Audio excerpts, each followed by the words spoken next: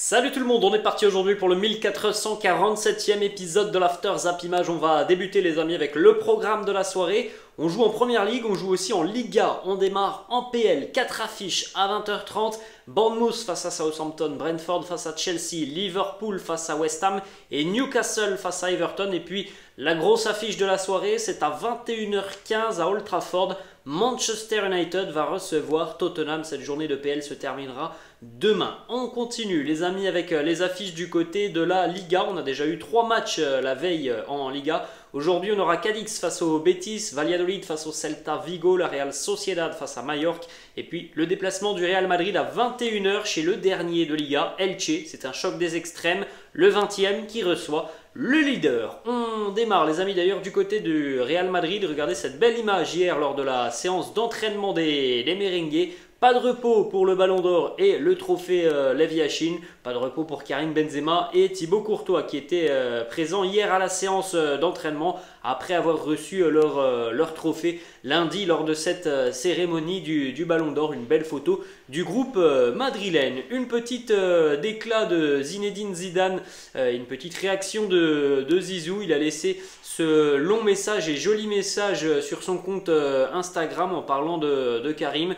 Je t'ai vu beaucoup travailler pour que ton jeu progresse et que tu deviennes ce que tu es. Tu as toujours cherché à t'améliorer. Aujourd'hui, ce trophée récompense ce travail et cette année exceptionnelle. J'espère que tu continueras à nous régaler au Real et pendant cette Coupe du Monde avec l'équipe de France. Ensuite, on enchaîne les amis aussi avec une déclaration de José Mourinho. C'est un entraîneur, José Mourinho, qui a participé au façonnement tout simplement de Karim Benzema. Il l'a eu en tant que joueur au tout début de Karim du côté du Real Madrid, sur les premières années du Nueve du côté du Real. Mourinho qui nous dit: j'ai été dur par moments avec Karim, je l'ai corrigé dans les moindres détails, le moindre kilo supplémentaire et la moindre minute de retard à l'entraînement, je voulais qu'il grandisse le plus possible. Ensuite, on enchaîne les amis avec une petite déclat de Neymar qui a réagi par rapport au Ballon d'Or. Neymar qui nous dit: Benzema méritait ce Ballon d'Or.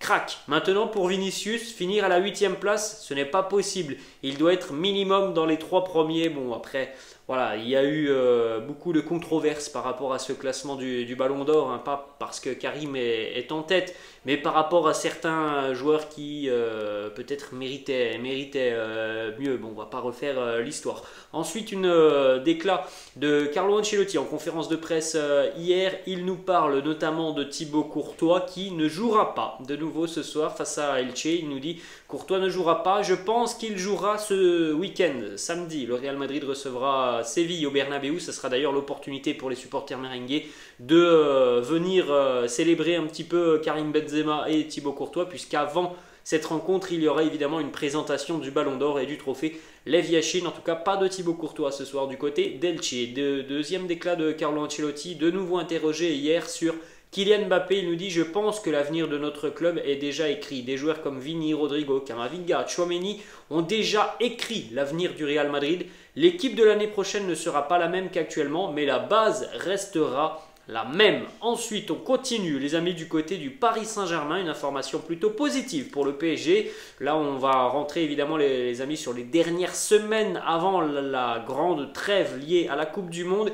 Presnel Kimpembe a fait son retour à l'entraînement collectif hier. Il a participé à quelques exercices. Il devrait d'ici à la fin de semaine prendre part intégralement à un entraînement collectif. Donc très bonne nouvelle pour le Paris Saint-Germain et pour l'équipe de France. Presnel Kimpembe lui espère retrouver la compétition d'ici à la fin du mois. Ensuite, on enchaîne les amis du côté de la JOCR. Une petite information. Alors, on sait que les Auxerrois se sont séparés de leur entraîneur Jean-Marc Furlan.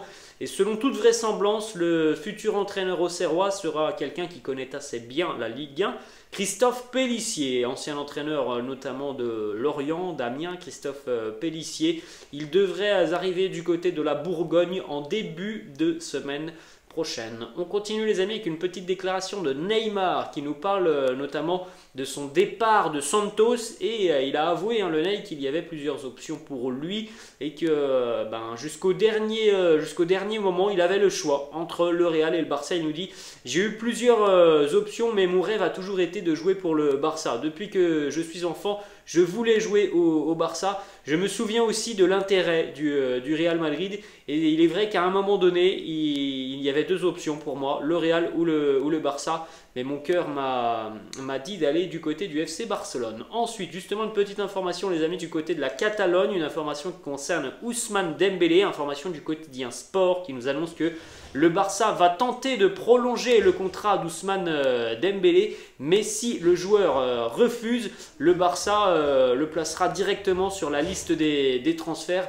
Le club ne veut surtout pas rentrer dans un conflit comme la saison passée où il a fallu attendre que le joueur soit libre et il a fallu attendre le début de l'été pour le voir prolonger alors que les discussions avaient démarré depuis près d'un an. Le Barça ne veut surtout pas de rééditer cette situation l'année prochaine alors que l'on sait très bien les amis que Dembélé va devoir prendre une décision aussi sur les prochains mois, sinon dans un an il ne sera plus joueur du Barça. Ensuite, on enchaîne les amis, quelques résultats de la veille en Liga. Premièrement, la grosse déception de l'Atlético Madrid, c'était un derby pour les colchoneros hier face au Rayo Vallecano. Ça se termine sur un score de 1 partout. Morata 20e, Falcao 91e minute sur penalty. Et Falcao qui n'a pas célébré, évidemment, ancien joueur de l'Atlético Madrid. Terrible désillusion parce que l'Atlético n'a pas su gérer cette toute fin de rencontre. Et pourtant, ils ont eu de grosses situations tout au long de la rencontre pour tout simplement prendre le large dans cette rencontre. A noter qu'Antoine Griezmann a été énorme sur cette rencontre. Regardez par exemple les stats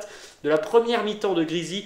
Une passe décisive, 5 grosses occasions créées, 16 passes complétées dans la moitié de terrain adverse, 8 duels gagnés, 6 récupérations de balles. Tout ça les amis, c'est sur la première mi-temps de Griezmann. Voilà aussi donc les stats complètes de cette rencontre pour Griezmann, surtout en termes d'occasions créées. Il a créé hier, Antoine Griezmann, 7 grosses occasions, des occasions tout simplement de but. Au final, les amis, c'est dommage parce que l'Atlético ne marque qu'une fois hier. 7 grosses occasions créées, les amis, c'est un record dans un match de l'Atlético Madrid depuis 10 ans. La dernière fois que c'était arrivé, c'était Coquet en 2012 qui avait créé 10 grosses occasions. Donc voilà, on revoit un très bon visage d'Antoine Griezmann à quelques semaines du mondial et ça, c'est une très bonne nouvelle. Grisi qui est impliqué sur 7 buts lors de ses 13 derniers matchs de Liga. 3 buts et 4 passes décisives. C'est déjà 2 de plus que lors de ses 23 précédents matchs en Liga, les amis. Donc voilà, ça montre aussi à quel point Griezmann est en train de revenir en forme. Ensuite, une petite stat sur le temps de jeu de Joao Félix qui en manque cruellement de temps de jeu. Regardez les stats des derniers matchs de Joao Félix. Sur les 6 derniers matchs, Joao Félix a joué 45 minutes complètes. En plus de ça, ce sont des minutes par-ci par-là. On a 3 minutes, 16 minutes, 10 minutes, 8 minutes. C'est trop peu évidemment pour Joao Félix. C'est même pas 45 minutes d'ailleurs les amis, c'est un petit peu moins. C'est dur pour le jeune portugais. On enchaîne les amis avec le résultat de cette rencontre entre Retafe et l'Athletic Bilbao. Score final 2 partout. Iñaki Williams a marqué notamment du côté de l'Athletic.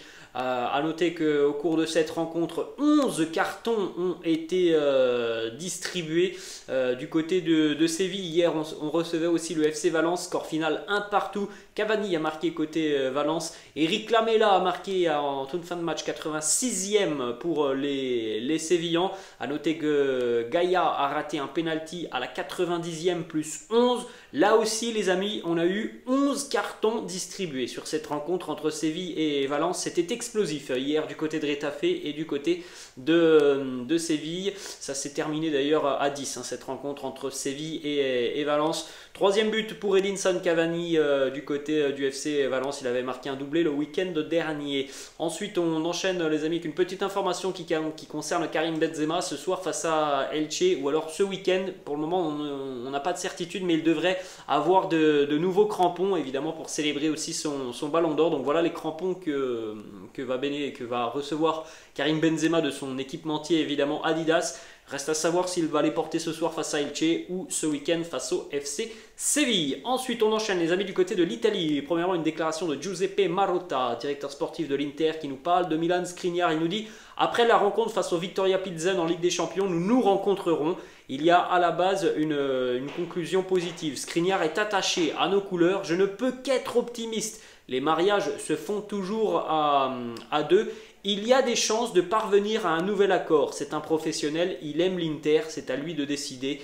Évidemment, on discute d'une prolongation de contrat pour Milan Skriniar, qui est une cible notamment du Paris Saint-Germain. Ensuite, du côté de l'AC Milan, les rossoneri ont prévu très rapidement une rencontre avec Rafael Leao pour boucler la prolongation de contrat de l'attaquant portugais. Le club italien est très optimiste.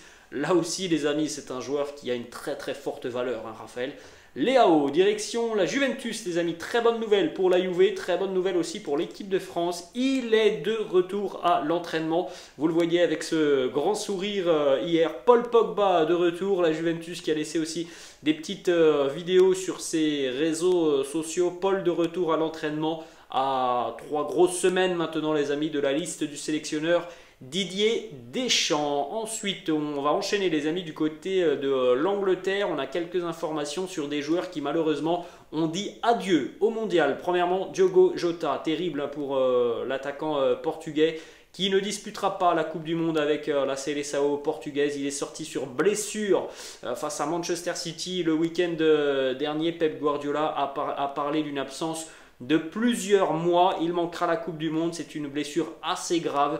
C'est une très triste nouvelle pour nous, mais aussi pour le Portugal. Voilà, un gros pépin physique pour Diogo Jota. En ce qui concerne N'Golo Kanté, les amis, alors on le sait déjà depuis quelques jours, il va manquer la Coupe du Monde. N'Golo Kanté sera absent pendant 4 mois. Donc on reverra certainement N'Golo Kanté en tout début d'année 2023. Petite déclat de Didier Deschamps sur l'absence de N'Golo à la Coupe du Monde. Il nous dit: je suis triste pour lui, il est déçu, il a enchaîné des soucis physiques ces 2 dernières saisons, il va nous manquer, mais il faut faire avec. Ensuite, autre absence aussi, Alexander Isak, l'attaquant de Newcastle et attaquant aussi de la sélection suédoise, est touché au niveau de la cuisse. Il ne sera de retour qu'après la Coupe du Monde.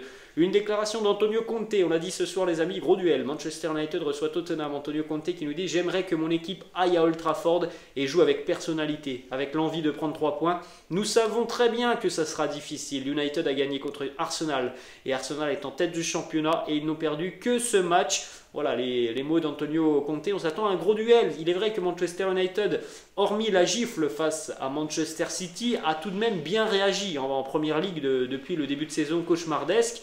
Et ce soir, ils affrontent un gros cador, Tottenham, qui fait aussi un début de saison exceptionnel. 2 résultats hier, les amis, en première ligue. Brighton tenu en échec par Nottingham Forest, 0-0. Pourtant, les Seagulls de Roberto De Zerbi ont largement dominé cette rencontre, mais il a manqué l'efficacité. Ensuite, du côté de Selhurst Park, Crystal Palace s'est imposé 2-1 face à Wolverhampton. Pourtant, les Wolves ont ouvert le score grâce à Adama Traoré avant que Eze et Wilfried Zaha à la 70e ne marquent sur une très belle action collective, hein, le but de Zaha, et puis un effort défensif de Nelson Semedo qui a pointé du doigt, parce que Nelson Semedo, on dirait qu'il revient en trop temps, hein, sur le but de Zaha hier. À noter le premier but de Adama Traoré en championnat depuis près de 9 mois. On continue, les amis, du côté de l'Allemagne. Voilà les résultats de la veille en ce qui concerne la Coupe d'Allemagne. Vous pouvez faire un petit arrêt sur image, les amis. Alors, pas de surprise, hein, quasiment hier en Coupe d'Allemagne. La seule surprise,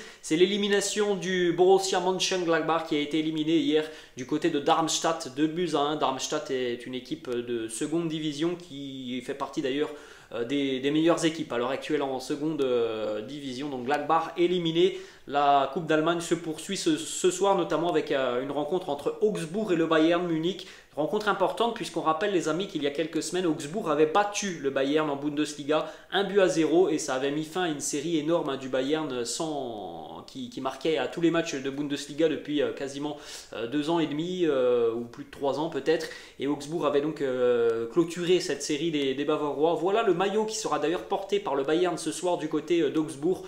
Maillot spécial pour célébrer le 50e anniversaire de l'Olympiastadion de Munich, ancien stade du Bayern. Deux déclats de Julian Nagelsmann avant cette rencontre. Il nous parle de deux joueurs blessés. Premièrement, Leroy Sané, il nous dit: dans le cas de Leroy, ce n'est pas une énorme déchirure des fibres musculaires. Je m'attends à 2 ou 3 semaines d'indisponibilité. Nous verrons comment son traitement évolue. Et il a eu aussi un petit mot pour Lucas Hernandez. Il nous dit: il va mieux, mais l'on doit être patient. Je ne peux pas vous dire quand est-ce qu'il reviendra. Il est en train de faire des progrès. C'est une blessure évidemment compliquée. J'espère qu'il sera de retour à 100% juste avant le mondial. Et on va terminer notre épisode, les amis, avec une petite information qui concerne Radja Nainggolan, qui est de retour au pays. Il évolue du côté d'Anvers avec le Royal Antwerp.